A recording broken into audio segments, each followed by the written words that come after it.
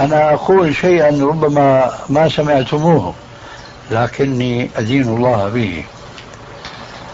أعتقد أن إذاعة الأذان بمكبر الصوت مصلحة شرعية، لكن إذاعة الإقامة بنفس الوسيلة ليست مصلحة شرعية، لأن الشارع الحكيم حينما شرع الأذان وشرع الإقامة فاوت بينهما، جعل الأذان على سطح المسجد وجعل الإقامة في داخل المسجد، جعل الأذان على سطح المسجد لإبلاغ صوت المؤذن إلى أبعد مكان ممكن، ورغب في أن يكون هذا المؤذن صيتا.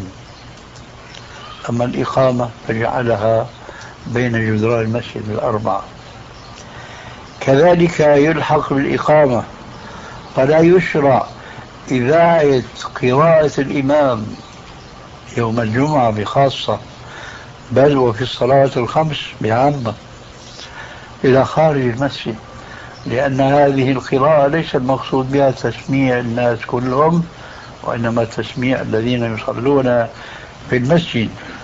وعلى هذا فأنا أرى ما عليه العالم الإسلامي اليوم من عدم التفريق بين إذاعة الأذان وإذاعة الإقامة وإذاعة القراءة، هذا خلط قبيح بين ما هو مشروع وما ليس بمشروع.